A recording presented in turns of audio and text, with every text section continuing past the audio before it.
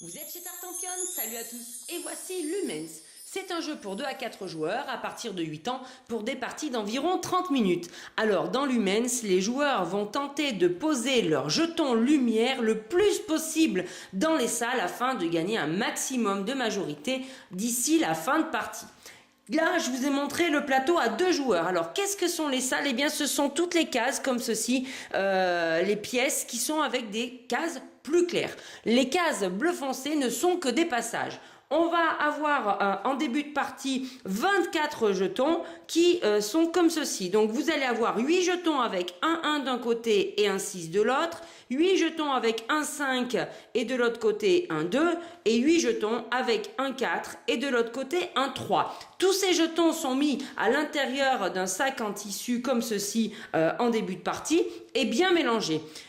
Pour 2 joueurs, chaque joueur va placer son marqueur de départ dans un des angles du plateau ici et il faudra que l'autre mette son jeton de départ à l'opposé. Et puis on note également que l'on a posé nos marqueurs de score ici avant la piste de score, avant le numéro 1. En fin de partie, quand on comptera les points, eh bien on avancera nos marqueurs de score sur cette jolie piste lumineuse. Donc ça, c'est l'installation à 2 joueurs. Il manque une dernière chose à faire. Chaque joueur va piocher au hasard dans son sachet un premier jeton. Il va choisir de quel côté il le place sur son marqueur de départ, comme ceci. Le joueur rouge fera la même chose ici. Et puis chaque joueur va piocher un autre jeton qu'il garde face cachée. La partie à 2 joueurs peut maintenant commencer. Mais je vais vous présenter le plateau à 3 et à 4 joueurs. Et voici donc le plateau 3 et 4 joueurs. Alors on remarque qu'il est beaucoup plus grand et également qu'il aura plus de salles à évaluer en fin de partie.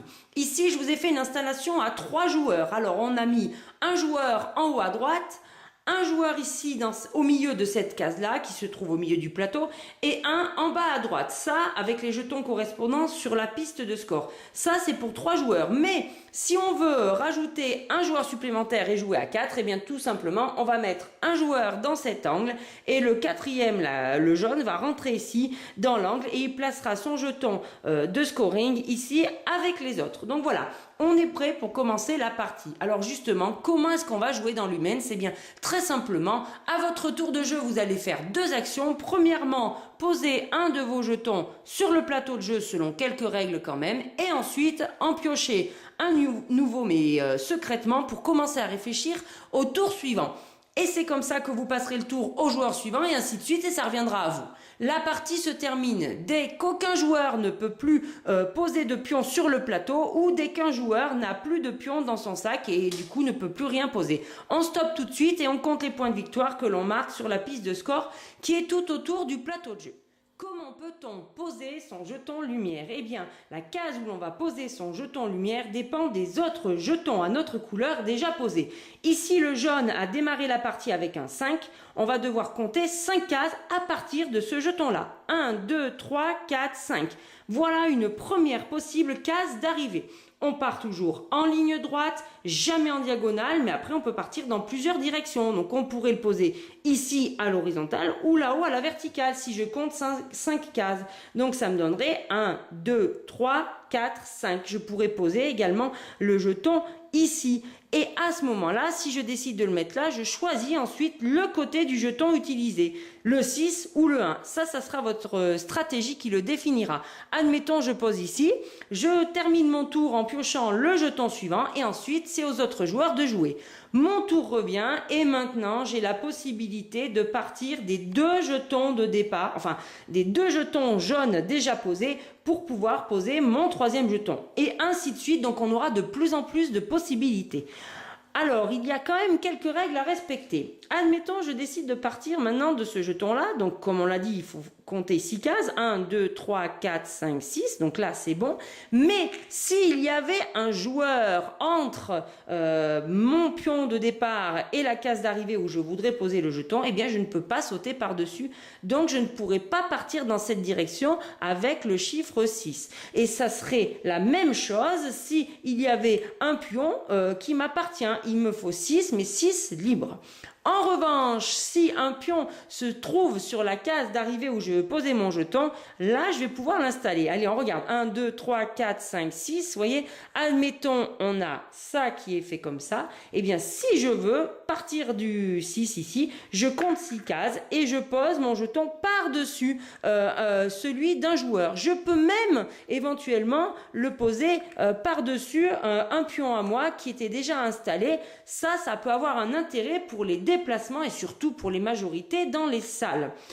Et il faut savoir qu'une fois dans la partie, on peut placer un de ces jetons sans respecter aucune règle sur le jeton de départ que l'on a mis en début de partie sans respecter les règles. En revanche, on n'a pas le droit de recouvrir le jeton d'un adversaire dans sa zone de départ.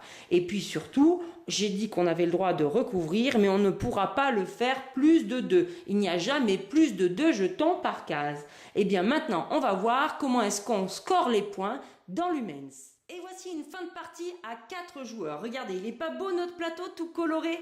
Donc on va évaluer salle après salle à chaque fois qui est majoritaire et qui est second. 2 joueurs marqueront des points.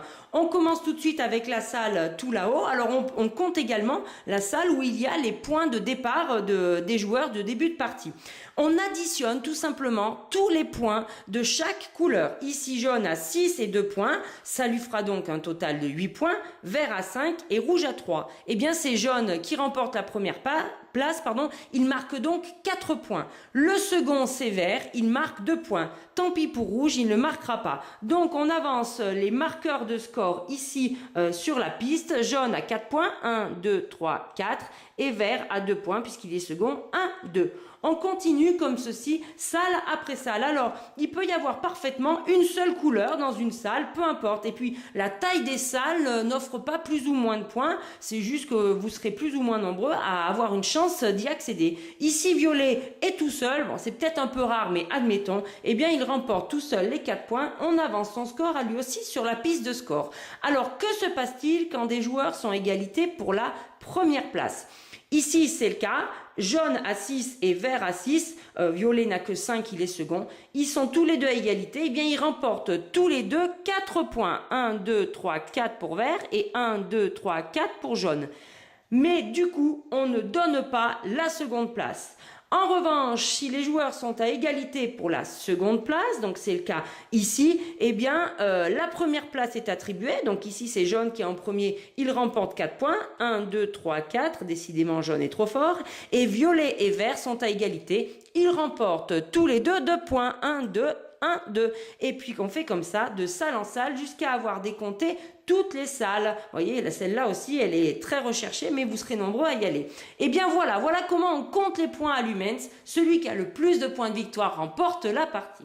Voilà pour ce jeu abstrait qui vous fera bien réfléchir. Moi, je vous le recommande et je vous dis, amusez-vous bien.